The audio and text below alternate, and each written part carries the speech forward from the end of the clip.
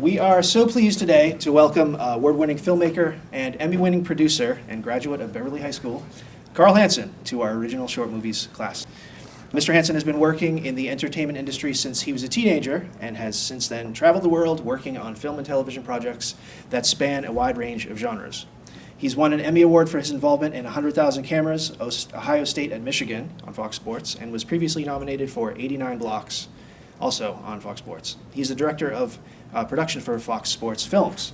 As a co-executive producer, he was nominated for a Primetime Emmy for Shark Tank, and he was supervising producer on the critically lauded and award-winning docuseries Boston Med, where he was instrumental in coverage of the second partial face transplant in the U.S., which led to many people signing up as organ donors for the first time.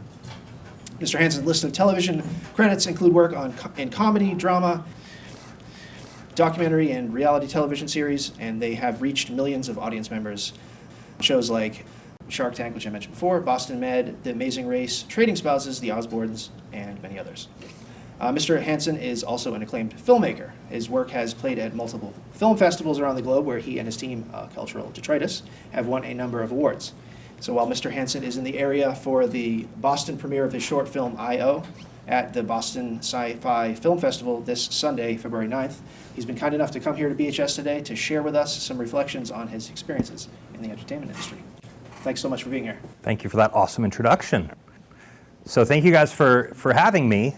Whether you had a choice in it or not, I know you're being subjected to me this morning, but I reached out to Ms. Taylor, Principal Taylor, because I graduated here in '95.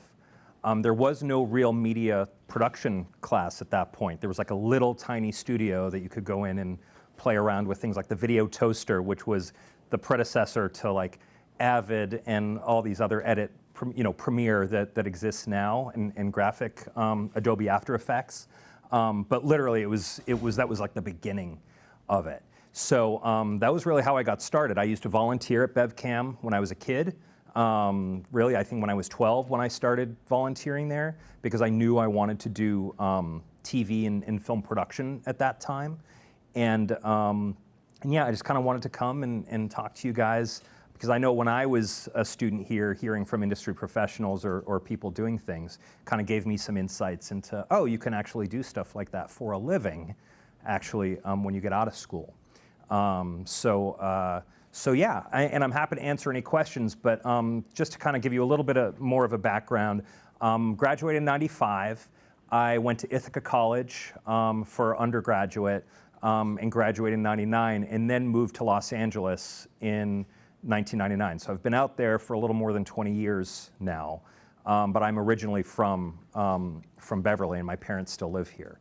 So what can I tell you? When I first moved out to LA, I was just starting out in the business. I was a production assistant. That's sort of the lowest level in a film or TV show that you can, job that you can get. And almost every aspect of the entertainment industry when it comes to production, be it a film, a TV show, news, sitcom, anything like that, has production assistants. The benefit of being a production assistant is you get to see everything. You literally get to see from the ground up how things get done. You get to see all the people doing the kinds of things that maybe you want to be doing and learning from them without the responsibility of having to make those kinds of decisions yet. So for me, doing that kind of work was great because I got to witness people like Frank Oz, who's the voice of Yoda, and Fozzie Bear when he was a director of this movie called House Sitter. So that was a movie that had Steve Martin and Goldie Hawn in it. It shot in Massachusetts when I was 13, and I was able to work on that because I was really passionate. I wrote a letter to somebody, and somebody gave me an opportunity to do that.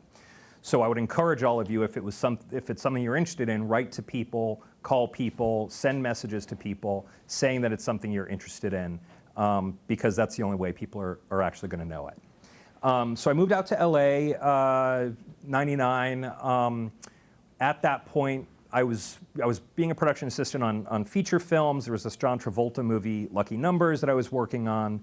I think a Vin Diesel movie at one point, and then reality TV, Survivor, which I'm sure you guys all know Survivor on CBS. That started 20 years ago and started this whole sort of reality TV movement, if you will, where suddenly there were all these jobs in this new genre of television that didn't exist before. And I was able to get work in reality because they needed all these people, and there weren't enough jobs not enough people to fill the jobs, so they were hiring people that had been production assistants to do bigger jobs. And they said, can you be a location coordinator on this MTV show called Fear? And I'd worked on The Perfect Storm in Gloucester in the locations department, which I was a production assistant, but because of that experience, they said, sure, you can do that job. And I started working on this MTV show called Fear, where I had to find these allegedly haunted locations, and traveled around the United States, went to Hawaii and Mexico in my early 20s to just see the country and get paid for it. And I'm like, this is pretty awesome. Like, I'm not making my own stuff, but there's still a job to be had in this business. And from there, I mean, I worked on The First Joe Millionaire, which was this show that took place in France. So I got to live in France for 3 months. Again, all expenses paid through the company and through this project. And I really kind of got to see the world through production. Like, production is what I loved, and I really got to see the world through it. So all the while, as I was doing these jobs, like I was working and doing these, I still had a passion for making my own projects. And so, I would pick up a camera and I'd shoot stuff. And this was at a time where you still needed actual videotape. Like, I know people talk about film when they were shooting, but it's like it went from film to videotape to now pretty much all digital in the industry. But you had to actually shoot videotape, and the quality was pretty low. Like, when you go back and look at a lot of the earlier films, the quality is low compared to the ones we've been doing recently, which is now 4K and Ultra HD that look great, and the cinematography is amazing. It's really, I think, hard to differentiate between digital now and actual film. And that's hard for me to say, because I used to be a film purist. I used to think film was the best looking out there. So I started to make these short films as part of the 48-hour film project. And a lot of these that you'll see today, and I'm not even sure which ones we're going to look at, but they were all made from conception to completion in 48 hours. So written, shot, edited, music, visual effects, everything you see on the screen was done in 48 hours. And for me, as a working professional, and I have a family and a son at home, I don't have a ton of time to dedicate to making films. So I kind of found this very sort of specialized, short-timed filmmaking competition to give me the opportunity to actually do what I still want to be doing. So even while I'm doing my day job, which is the director of production, head of production for Fox Sports Films, I can still actually do the films that I really want to be doing. So yeah, I mean, I don't know if anyone has any questions before you want to see stuff, or sort of what the best. Should we watch something first? A question? Yeah, in the back. Who's first? So what you're doing is like what I'm interested in doing when I'm older, and it's a career I want to go into. So what did you study in college when you went? So I studied cinema and photography. Okay. I specifically went to Ithaca for film. Is that a good school for film? It is. It's great. Where is it? It's in upstate New York. Oh, that's where I want to go. So what's great about that is it was, I want to say, a 6.5-hour drive from here. So it was far enough away to just kind of have a little bit of distance, but close enough that if there was some incident with my parents or something, I could easily come home. So after you graduated, did you go straight to LA? Not straight to LA. After I graduated, I was here for a little bit of the summer, and I'd worked at the Cummings Center doing just some corporate job, like doing some mailing stuff. But then the Steve Buscemi movie Animal Factory was shooting in Philadelphia, and I had worked as an intern in LA the previous summer with some people that were doing that movie, and they said, hey, come down and you can work on this movie as a PA. So I did that, came up to Massachusetts again when what was shooting? The David Mamet movie, State and Maine was shooting. And so I worked on that. And then from there, oh no, I did Perfect Storm and then State and Maine. And then right after State and Maine wrapped, I moved to LA. How did you get involved in all of those things? Like, what's your biggest tip to get involved in all of that? Reach out to people. That's like, I got my first gig by writing a letter to somebody. And I think it was rare for somebody so young for them to receive a letter from somebody like me. But that if it's something you're interested in, just start reaching out to people. And there's all sorts of companies in Massachusetts now that do that sort of thing. When I was here, that was very limited, very, very limited. now with there's so much film production going on, and because of the tax incentives, there's, I think, a lot more opportunity. Okay, thank you. Yeah, no problem. What is your favorite project that you've worked on? My favorite project. And by the way, what's your name? When you ask a question, if you can tell me your name, it'll help me remember. So what's your name? I'm Maureen Robertson. Maureen. Okay, I'm sorry. And what's your name? I'm Jen Ortiz. Jen. Okay, awesome. And sorry, what's my favorite project? Yeah, Is that question? that you've worked on. Man, it's hard to rank favorite because they're all different. So I think I can kind of take something away from each project that I work on as sort of a positive. And it's also a good learning experience, like something I've done on one thing, maybe I won't do on the next, because I've learned, oh, that didn't go so well. I think professionally, one of my favorite projects has been Shark Tank, just because I felt inspired every day coming off of that show. Felt like I went to business school every day, which I definitely did not go. I went to film school. So that was an awesome learning experience every day. And it was also inspiring to other people. Seeing other people get inspired was awesome. I think of my own personal projects. Connections, which is my latest 48-hour short film, is the one I'm most proud of. But I've really gotten involved in disability advocacy. And so a lot of the films that I've made have been part of the Easter Seals Disability Film Challenge, which is another film competition. There's the 48-hour, which you have 48 hours, and then there's Easter Seals Disability Film Challenge, where you have 55 hours. So that extra 7 hours is a luxury.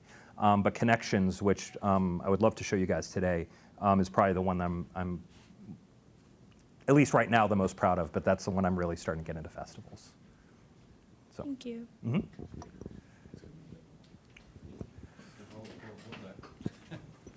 Wait for the mic. Wait for the mic. The camera. Could you speak about your first job in the film industry? Sure. So I think I mentioned when I was young, I volunteered at BevCam, and that was before it was even here. It used to be in a building, Continental Cablevision, which I don't think even exists anymore, on Sawyer Road. So I really kind of got involved at that age, just kind of seeing how TV gets made. But then when I was 13, I wrote a letter to the associate producer of this movie called House Sitter, which was a Steve Martin and Goldie Hawn movie. That was the one that Frank Oz directed. And just said, I would love to volunteer. If you can consider me, that would be great. And then Michelle Wright, who became my mentor out of that experience, she was the associate producer, she called me and said, we can't have you volunteer, but we'd love to hire you for the summer. So for me as a kid, like to be able to go to this film set every day, like my dad would drive me, I got to experience that and see what people did. I was like, this is awesome. Like it was a Hollywood film set. It was really my first paid job ever. I mean, I'd been a paper boy, but I hadn't really done anything else because I was 13 years old. So, so I got like special doctor's permission to be able to do it at that young age to go and work. So that was sort of the first, real job that I had. And then when I went to film school, and actually even before at BevCam, or even through with my friends here at BHS, I would take a camera and just start shooting stuff and making short films of my own. So that by the time I went to Ithaca College, I had a reel of things that I had been doing. Like I was directing a show called City Watch, which was like this politicians talking about city issues in Beverly. But I was literally at the switcher, like switching the cameras when I was like 15, because it's something I was interested in. I wanted to learn all that stuff. So, so I don't know, does that answer your question? Yeah. By the way, what's your name? Edwin. Edwin. All right, awesome. Right there? Hi, how are you? I'm CC Johnson. And I was just wondering if you could speak a little bit about the collaborative nature of your filmmaking.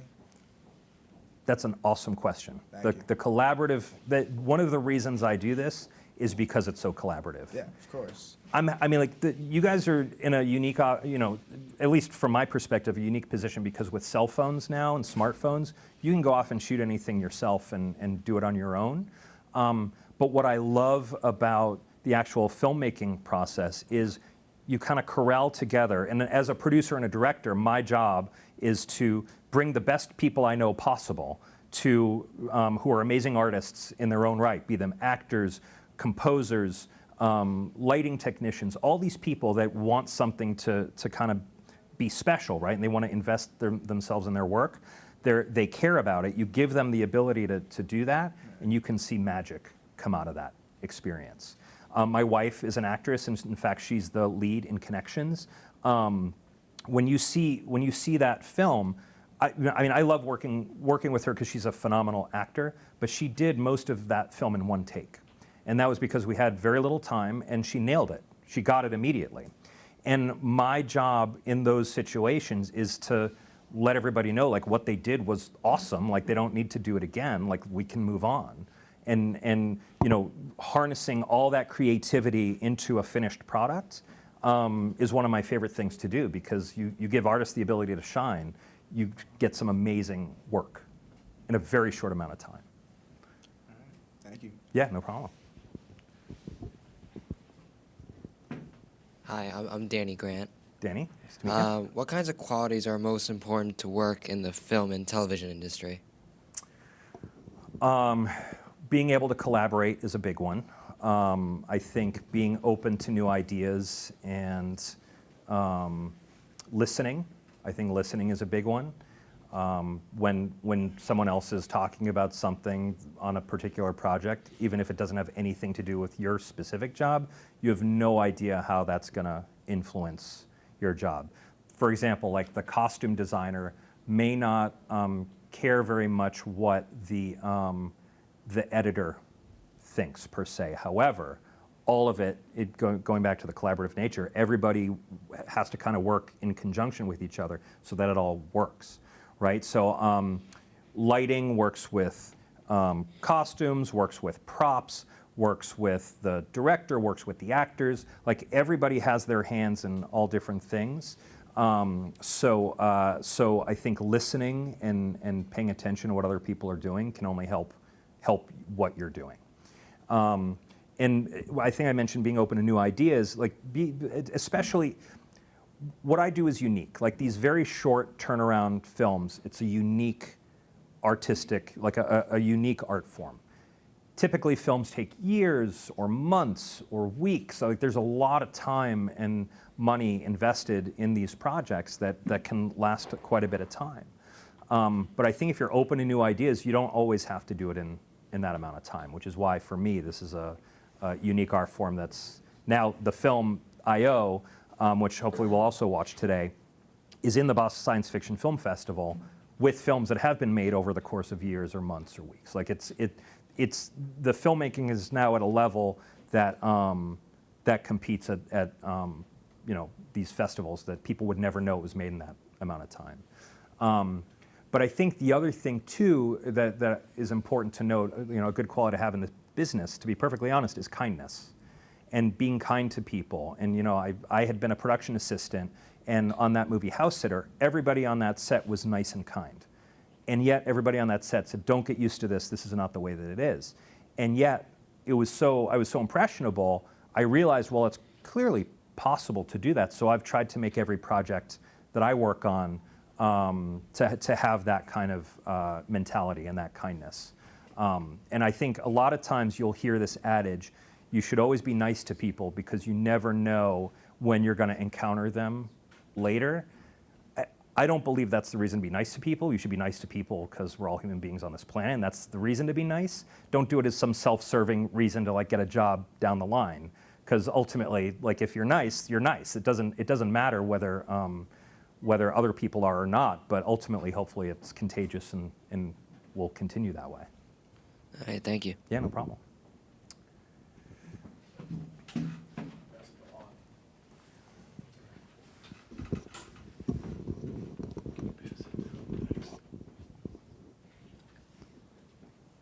Whenever I tell people I want to get into this industry, they're always like, "Don't you want like a more realistic job, like, and something that you can actually do?" Do you think that it's like, because you're obviously successful in this industry, do you think it's possible for someone to like actually do something in this industry and to make it?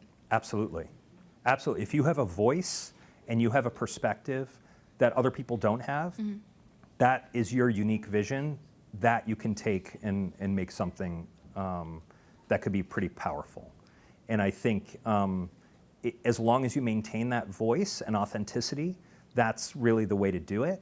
Don't get bogged down in necessarily the business aspect of it. Again, what I had to do was I had to get a job. Like I had to work just doing production jobs, even though I wanted to be a filmmaker, and then use that, to subsidize and fund what I wanted to do. So I think if it's something that you want to do, there's absolutely a way to make a living doing it. Okay, thank you. In the email that you sent to volunteer, did you include any shots that you took or film that you made before? So interestingly, it was a handwritten letter because email did not exist at that point. And there was nothing at that point that I submitted. It was literally just a letter. I think, with the access, if you already have clips or you have things that you can show, feel free to have links in there to send to people if you're reaching out about doing something. But I would say, that's really from a job perspective. I would highly encourage you to just make stuff and continue to make stuff. And don't let somebody tell you not to make stuff if it's something that you want to make and is your unique perspective. But yeah, if you have clips, I would say that wouldn't hurt to send to people. But ultimately, if you're making stuff, like for me, I feel good about the stuff that I've been making, even if I'm not necessarily making a living making my films. I'm able to port over my experience and from my jobs to be able to do that. Because a lot of the people too that I have in these films are people that I've worked with professionally. Thank you. So nowadays, do you think it's a lot harder for people to be involved in this industry than it was when you were first getting in? I think it's easier. Really? I think it's easier because of the access to equipment, and you guys have YouTube. YouTube did not exist when I was a kid. As a content creator, you can start putting your stuff up there and getting an audience. And before, that was not even a possibility. You had to rent out a movie theater to do that, and that was untenable financially. You couldn't afford it. So that's why I'm saying if you keep making stuff, if you actually are creating that content, ultimately your audience will find you, and then you'll find ways to engage with that audience. There's another BHS grad, Zach Stone. I don't know if you guys would know his name at all, but he did media here and is now doing big music videos for people that he just started just making his own content and shooting it. Who else has been doing that? A person from Ithaca that I know, he in fact shot the behind the scenes of Connections of my most recent. He's now a YouTube influencer. And he started last March and already has 1 million followers. And so it's that is one pathway, right? That's one way to do it. I'm going to these film festivals. I'm building an audience for my films through these film festivals. There's so many more film festivals. There's YouTube, Vimeo, TikTok. I mean, there's all these platforms now for you to be able to release content in various ways. If you can figure out a way to do it in a unique fashion that people are oh, I haven't thought about that before, you set yourself apart from the rest of the field. That's really, I think, there's so much opportunity now, but you have to be really creative and figure out a way to differentiate, yourselves from what other people are doing. CC? Thank you. So I guess this is I wouldn't say personal, but it's just a question I'm kind of curious about. So after college or after high school, when you decided to go off and go to LA and start working there, how successful were you in the beginning? How financially stable were you? Did you have things that you needed? Were you you know what I mean? Absolutely, yeah, no, totally understand. You just kind of uprooted everything and went to LA. So I just kind of want to, obviously you were chasing a dream, and I respect that. So I just wanted to know how you were doing for yourself then. I moved out with other friends of mine from Ithaca. So we got an apartment together, and we all kind of moved out together, so it was a lot less scary. Okay. Yeah. The other thing about Ithaca is it has an LA program. So my junior year, I interned out there. So I'd already gotten a little bit of a taste and an introduction to what it was like. Because I'd visited California, when I was younger, but I didn't really get a sense for what LA was like. But being an intern there and being in that system, I was oh, okay. Oh, I can absolutely see myself living here and working here, there's so much more You opportunity. kind of got like an idea of it. Yeah. So from that idea, I was like, okay, did I need stuff? Absolutely. Like I Obviously, did right. not have a lot of money, and I needed to work immediately in order to start paying bills and paying my rent. But that's where I was getting these production assistant jobs. Right. So ultimately, like if you do decide to do something like that, and really wherever you decide to do it, be it here, New York, LA, Atlanta, wherever, somewhere else in the world, you'll find a community of people that are all starting out at the same time, Right. and you'll gravitate towards each other and then sort of like rise up. So that's pretty together. cool. You kind of had like your niche of people to go off and do this stuff with. Yeah. So it wasn't too scary at first. It wasn't, no, and it was more exciting, right? Yeah, Because it was like yeah. going into this new opportunity and already knowing people who were in the same boat, right? It's like, oh, we're on the same situation together. Of course. But then something I will tell you is, now a lot of those people, Mm-hmm. one is the head of unscripted at MGM, and he was a guy that he and I were coordinators together, my friend Justin. And so it's like, everyone just kind of like moves up, and suddenly it's like, oh, you're now doing these high-level things too. And we started essentially as kids, right? Starting really young doing that. So you find a community doing that, and I would just say, if you are contemplating a move to anywhere, just start doing your research and seeing if anybody else you know's out there. Hey, does anyone else know anybody? Like, oh yeah, my Uncle Joe's out there. It's like, oh yeah, introduce me to your Uncle Joe, and then he'll know other people. And it's really just about making connections and Right. finding people with the similar mindset. Okay. Thank you. Mm-hmm. Any other Shall we, questions? launch some? Yeah, let's. Thank you, sir.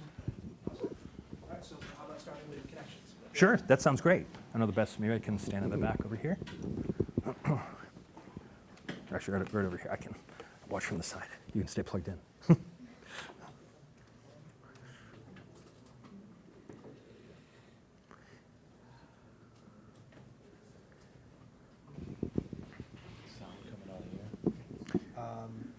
It'll come out. And then just so you guys know, so this film, we made it last August. It won the Los Angeles 48-hour film project out of 159 teams.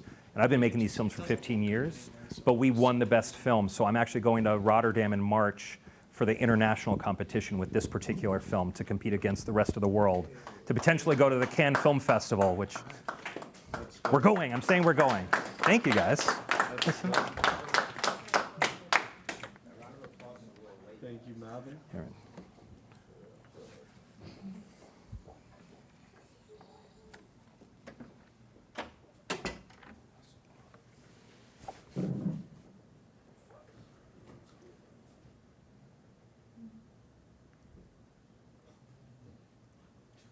Funny how they did it. That was not part of the film, just like so. It's-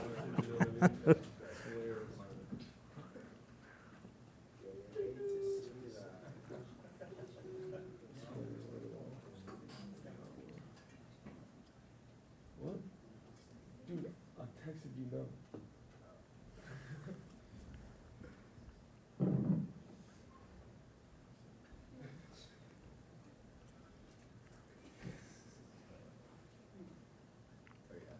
Oh, you did you just good looks.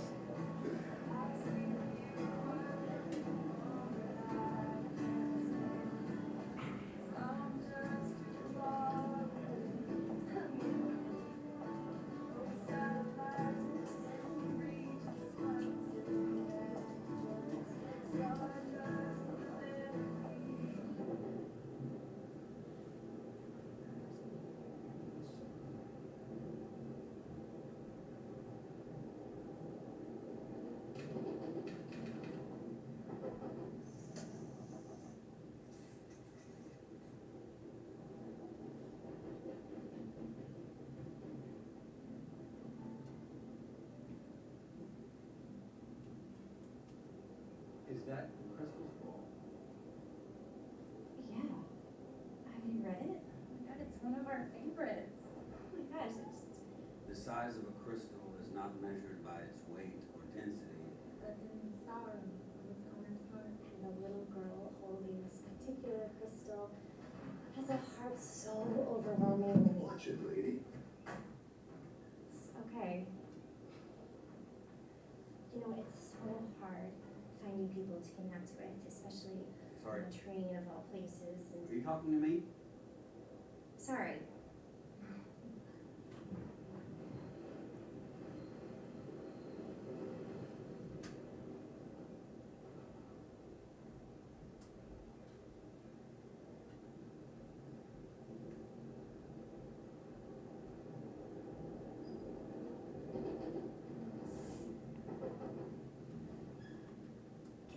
say that the amount of fun that you are having while blow drying your hair is inspiring.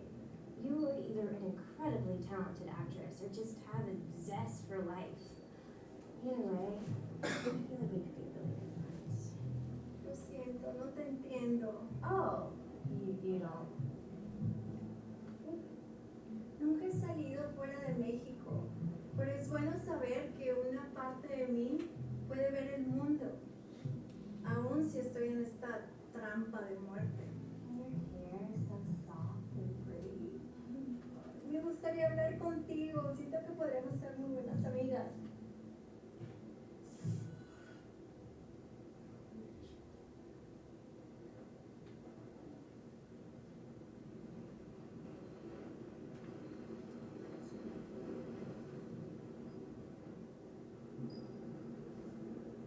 It's ridiculous. If you never try, you will never know. Who wrote this? If you never try, you will never know. What is the word try here? Is so lazy. What are we trying?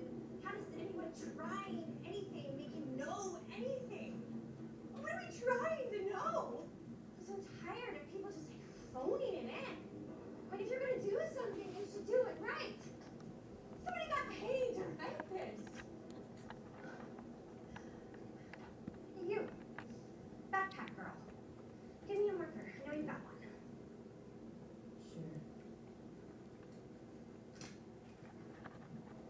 Sure. Thank you.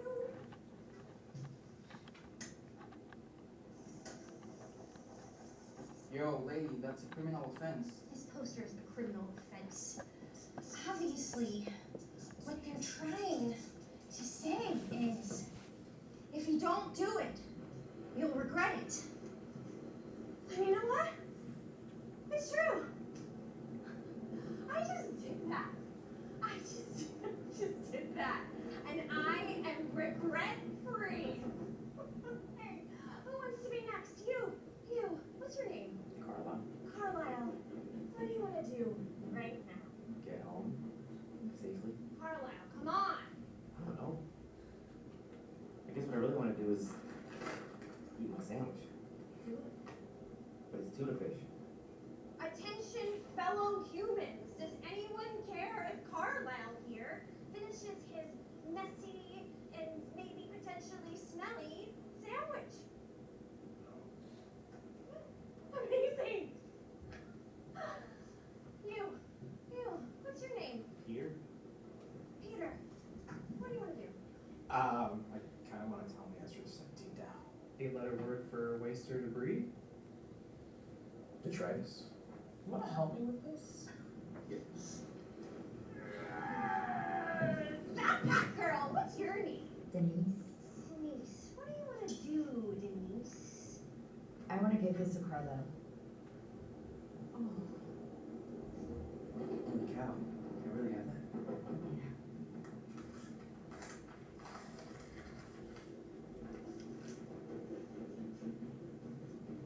We are making magic here, people. You. What's your name?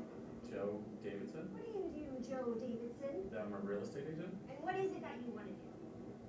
Sell a house. Yeah, okay, but what do you want to do? I want to sell a house. I love selling houses. Joe. I love that.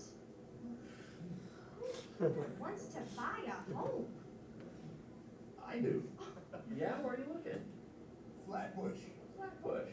I know that area well. I can definitely help you. I want to quit my job. Yes, I want to be a comedian. My name is Bubba, and I want to dance.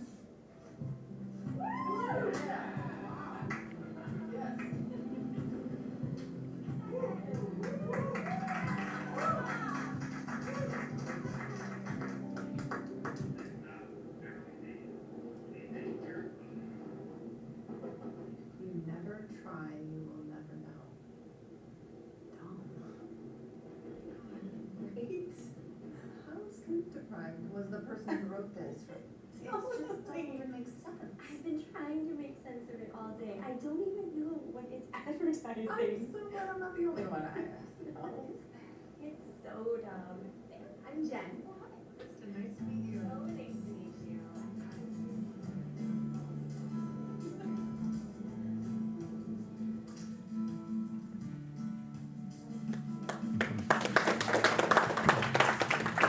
Very good. Very good. That was 48 hours, literally, from conception to completion for that. Still blows my mind. But when you let artists do stuff, I mean, like, come out with amazing things. Yeah. Sure. Yeah, I think I.O. probably would be the next best. This is the one that will be premiering at the film festival. Yep, on Sunday, and the reason I'm in town.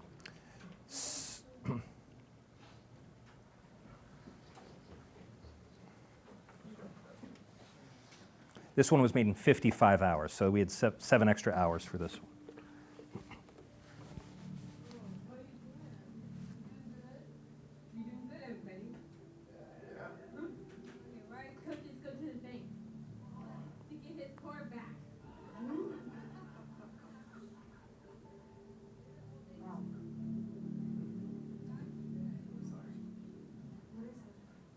I just have a lot on my mind. You can tell me anything, you know that. I know that. Everything's fine. Let's just enjoy the show.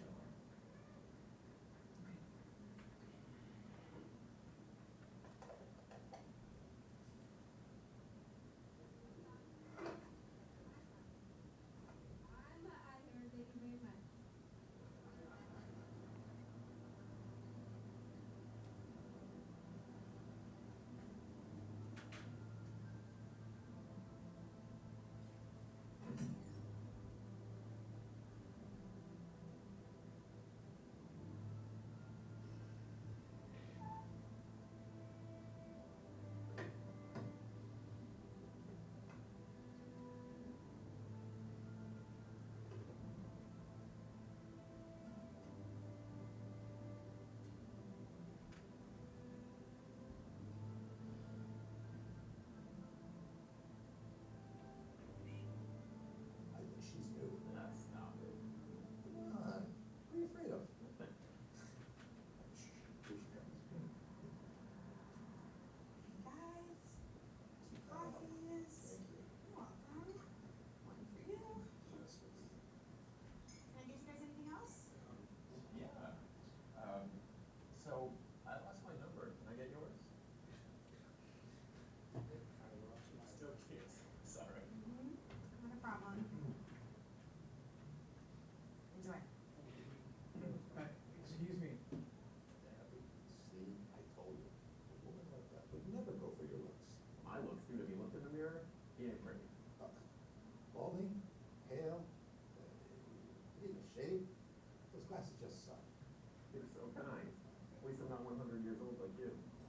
And still functioning well in all parts of life. Yeah. Whereas when you're my age, you would be baby robots. Everything's going to be around robots. You're doing it now.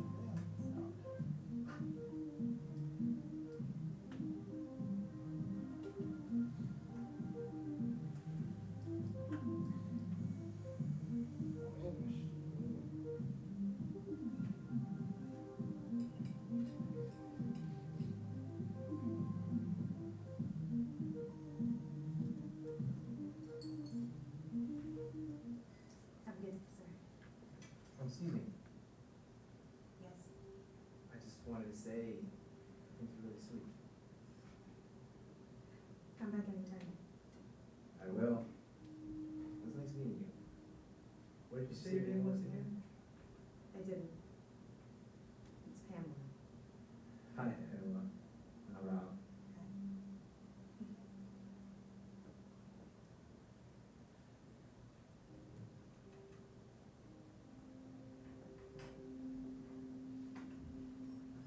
What happens if I tell her? Simulating the conference. Future results are going to be negative. Incoming message from Pamela. Pamela writes, can we meet up tomorrow night?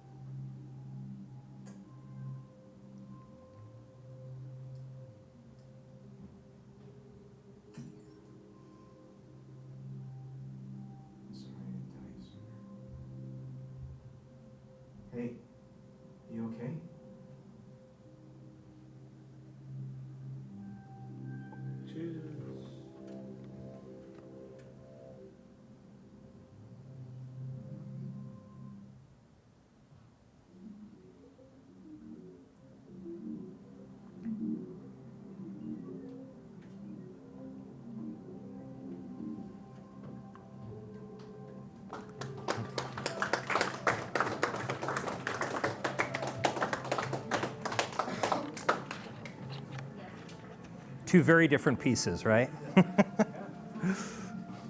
Probably recognize some of the same faces in there. So that's part of your team. Correct. Yes.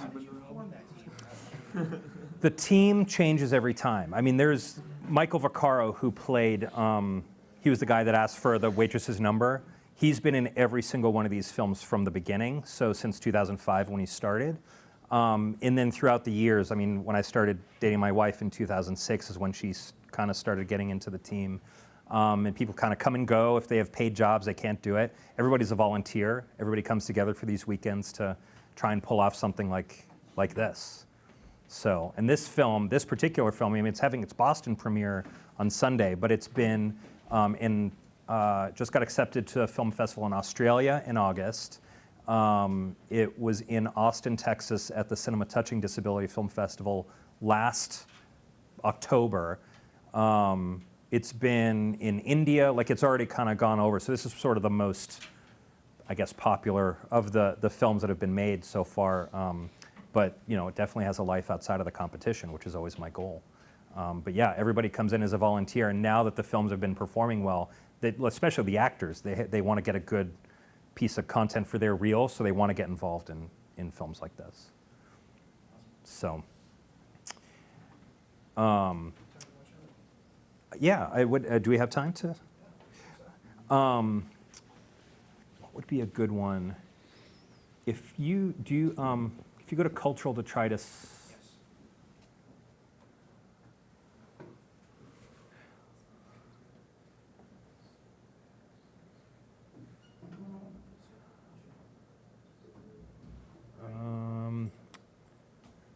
Actually, you know what? Is it on the video? Yeah, actually, yeah, this is good. Maybe,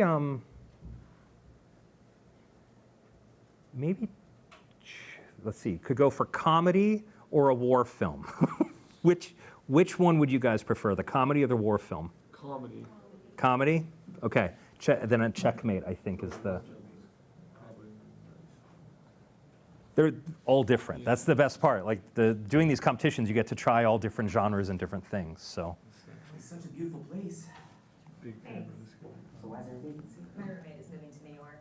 Well, I don't know why she would with you as a roommate. Thanks. I'll let you know. Oh, I guess this is goodbye then.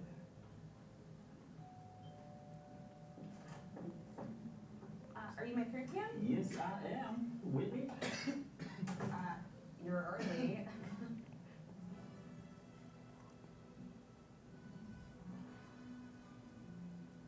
You. Do you guys know each other, or? Do we know each other? Ah! Let me guess. You over this place too, Zach? I see your detective skills have not gone malnourished, Chad. So, anywho, Is it out of your price range? I can afford it. Well, so can I. how exactly do you know each other? October 2015. I had just moved into town. I had a job, a car, and a dog. All that was missing was a roommate. But this vile man ruined my apartment interview and just killed my soul. Thus began my solo living arrangement. In retaliation, he then got me kicked out of my own apartment. Wait, what? That was not on your background check. And we've been sworn enemies ever since. So you got kicked out? What, did you kill too many people or something? Man, it should be my honor to prove my worthiness as a roommate against this vile man. No, it shall be mine. I loathe you. I loathe you. So much fun in here. Can you believe this? Let's just get this over with. This is the dining room. This is the living room. And here is the front yard. Okay, bye now. And what about the kitchen? Damn. I forgot something.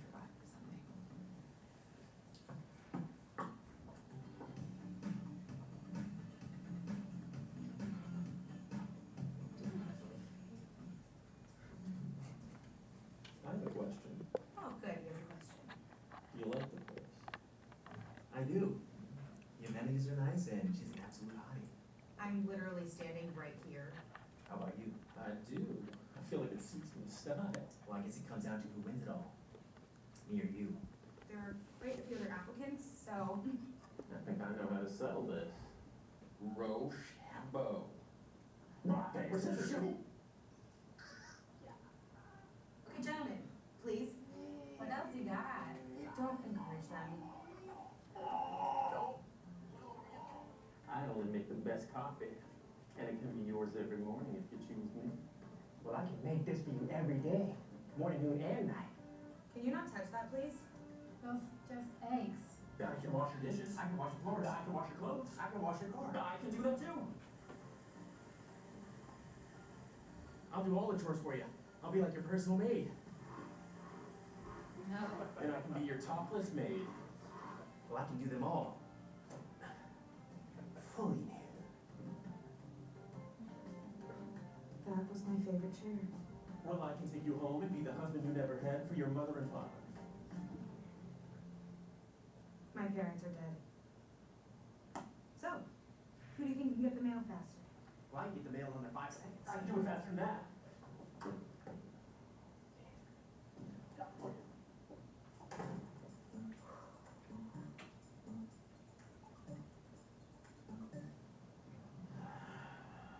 Hey man, think she's gonna come out here? Hello? Fellas, thanks for your interest, but I have just decided there is nothing quite like living alone. So what about having a roommate? Yeah, there's somebody to keep you company. Somebody to say with their movies. Wait, you want to snuggle too? Oh, yeah. The other night I was watching a romantic comedy. I just want somebody to snuggle. Yes. Was that time travel love story? How'd you know? Because I saw it too, Channel 9, right? It was amazing. Totally. See, there are benefits to having a roommate. Yeah, like being able to talk about your day. Or how much work sucks. Yeah, how much my boss sucks. Mine too. Really. See? Look, man, you're really sweet. I think you should take it. No, you take it. You thinking what I'm thinking? She just can't decide between the two of us. We are a total catch. Yeah, we are. Hey, you just wanna get a place together? Yeah. No, put it there. Okay, I'll go up. Okay, go up. Yeah, and then I'll just. Perfect. All right. Yeah. That's good. I mean, it's like we're brothers. Yeah. It's like we came out of the womb together. That's what I'm saying. I've never seen you in there. I saw you in there. Like, oh God, you wear the same shirt. Oh, it's you. It's that chip chat. Like, exactly. Oh, two buddies. It's so warm and cozy in there, man. I've been trying to get back since I got out. How's my foot? Oh, it hurts. Yeah, because you haven't made me out here, bro. Oh, no, it's not happening. Yeah, we're calling you the service. Yes, we're stuck. Yeah.